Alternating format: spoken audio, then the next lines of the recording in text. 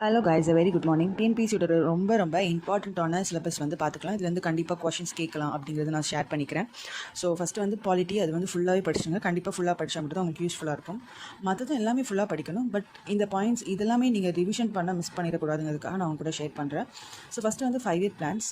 5 year பிளானில் வந்து கண்டிப்பாக கேட்க சான்ஸ், கண்டிப்பாக இது கேட்பாங்கன்னு நான் சொல்ல மாட்டேன். பட் ரிப்பீட்டடாக இது கண்டிப்பாக கேட்டிருக்காங்க. அதனால் நான் அவங்க கூட ஷேர் பண்ணுறேன்.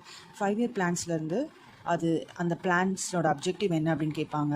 ஃபார் எக்ஸாம்பிள் அதில் வந்து ஹாலிடே இருக்குது, பிளான் ஹாலிடேஸ் இருக்குது, ரோலிங் பிளான்ஸ் இருக்குது, ஆனுவல் பிளான்ஸ் இருக்குது. அது எந்தெந்த இயர் கேட்பாங்க. ஸோ 5 இயர் பிளான் பார்த்தீங்கன்னா அப்ஜெக்டிவ் படித்து வச்சுக்கோங்க, இயர்ஸ் படித்து வச்சுக்கோங்க, அண்ட் அச்சீவ்மெண்ட்ஸ் அண்ட் டார்கெட்ஸ் வந்து படித்து வச்சுக்கோங்க. ஸோ இதுதான் 5 இயர் பிளானில். அண்ட் தென் வந்து என்னென்னா பெர்மனன்ட் மஹல்வாரி ஜமீன்தாரி சிஸ்டமில் இயர் கேட்கலாம், ரீஜன்ஸ் கேட்கலாம், என்னென்ன ரீஜனை கான்சன்ட்ரேட் பண்ணியிருக்காங்க அப்படின்ட்டு. அது நிறைய தடவை கொஷின்ஸில் கேட்டிருக்காங்க. ரீசெண்டாக நடந்த குரூப் 1 கூட இது கேட்டிருந்தாங்க. அண்ட் வந்து ஐஎன்சின்னு எடுத்துக்கிட்டிங்க அப்படின்னா 1985 1947 வரைக்கும் நடந்த எல்லாத்தையுமே தரவாக படிச்சுக்கோங்க. ஐஎன்சியை பொறுத்த வரைக்கும் அந்த இந்தியன் நேஷ்னல் மூமெண்ட் பொறுத்த வரைக்கும் ஐஎன்சிக்கு முன்னாடி உள்ளதுலேருந்து கொஷின்ஸும் வரும்.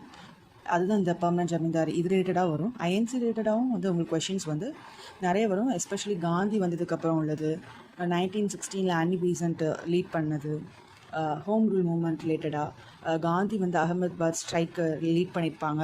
ஸோ இந்த ரிலேட்டடாக ரீசெண்டாக குரூப் 1லையும் கேட்டிருந்தாங்க. ஸோ இதெல்லாமே நீங்கள் தரவா படிச்சுக்கோங்க. அண்ட் பகத்சிங் வந்து என்னைக்கு வந்து அவரை வந்து பனிஷ் பண்ணாங்க அக்கார்டிங் டு பிரிட்டிஷ். ஸோ அந்த மாதிரி எல்லாமே படிச்சுக்கோங்க. So very important. And then planning கமிஷனோட எவல்யூஷன், இதுவும் ரீசெண்டாக நடந்த குரூப் 1ல் வந்து கொஷின்ஸ் கேட்டிருந்தாங்க. ஸோ அதுவும் படிச்சு வச்சுக்கோங்க. நித்தி ஆயோக் வந்து கரண்ட் அஃபேர்ஸில் நித்தி ஆயோக்கையும் பார்த்து வச்சுக்கோங்க.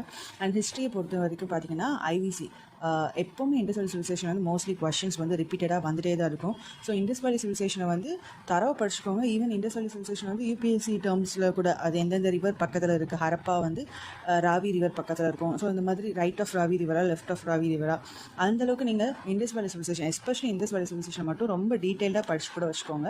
அது வந்து கண்டிப்பாக கொஷின்ஸ் வந்து எப்போவுமே வந்துட்டே தான் இருக்குது. அண்ட் வந்து ஐவிசி டு மராத்தாஸ் வந்து நல்லாவே தரவு படிச்சுக்கோங்க. ஸோ அதுக்கப்புறம் சதர்ன் கிங்டம்ஸ் பற்றி இருக்கும். அதுலேயும் இம்பார்ட்டண்ட்டானது எல்லாமே எஸ்பெஷலி சேரா, சோழா, பாண்டியாஸ் வந்து ரொம்ப தரவு படிக்கணும். அது போக அந்த கலப்ரஸோட பீரியட்ஸ்லாம் பார்த்துக்கோங்க. அது போக ராஷ்டிரகுதாஸ் அந்த மாதிரிலாம் வரும் இல்லையா. ஸோ அதில் வந்து இம்பார்ட்டண்ட்டான கிங்ஸை அவங்க என்ன பண்ணாங்கங்கிறத மட்டும் ஒரு நோட்ஸ் மாதிரி எழுதி லாஸ்ட் மினிட் ரிவிஷனுக்கு வந்து அது யூஸ்ஃபுல்லாகும். முடிஞ்ச நானும் அவங்க கூட ஷேர் பண்ணிக்கிறேன். அண்ட் யூனிட் 8, அதாவது முன்னாடி யூனிட் 8 இருந்துச்சு, இப்போது வந்து வேறு ஒரு யூனிட் கூட சேர்த்துட்டாங்கன்னு நினைக்கிறேன். தமிழ் சொசைட்டின்னு எடுத்துக்கிட்டிங்கன்னா தமிழ் சொசைட்டியில் ஃபஸ்ட்டு 3 வந்து அது ஒரு பாட்டு. அதுக்கப்புறம் ஒரு பாட்டு இருக்கும் south Indian rebellion. Especially south Indian ரெபலியன்லாம் ரொம்ப இம்பார்ட்டண்ட்டு. அந்த கட்டபொம்மன் அவங்களாம் வருவாங்க இல்லையா. அண்டு வேலுநாச்சியார், மருது பாண்டியன், இந்த சிலபஸ் எல்லாமே வந்து இம்பார்ட்டன்ட்.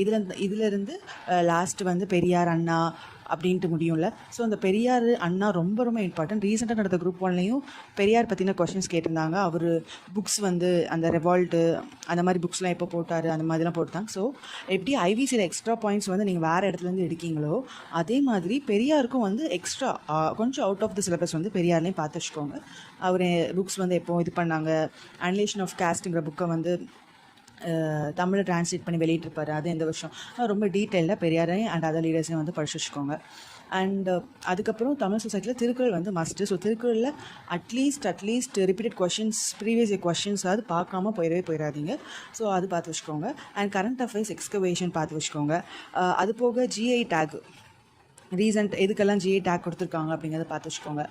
அண்ட் அது போக நீங்கள் எக்ஸாமுக்கு இம்பார்ட்டண்ட்டாக கண்டிப்பாக பார்க்கணும் அப்படின்னா இம்பார்ட்டன்ட் ஸ்கீம்ஸு, எஸ்பெஷலி என்னென்னா டேட்ஸ் பார்த்து வச்சுக்கோங்க. டேட்ஸ் சரிங்களா, அக்டோபர் மட்டும் பார்க்காதீங்க, அக்டோபரில் எந்த டேட்டுன்னு முதற்கொண்டு பார்த்து வச்சுக்கோங்க. அதோட அப்ஜெக்டிவ்ஸும் பார்த்து வச்சுக்கோங்க. அண்ட் பட்ஜெட்டில் அதுக்காக எவ்வளோ எஸ்டிமேட் ஒதுக்கியிருக்காங்க அப்படிங்கிறத பார்த்து வச்சுக்கோங்க. அது அந்த மாதிரி ரிலேட்டடாக எல்லாமே நீங்கள் பார்த்து வச்சுக்கோங்க. ஈவன் அதை ஒரு ஷார்ட் நோட்ஸாக எடுத்து கூட வச்சுக்கோங்க. ஸோ லாஸ்ட் டேர்மை நீங்கள் தேடிட்டு இருக்க வேண்டாம் அந்த ஃபுல் நோட்ஸை உட்காந்து.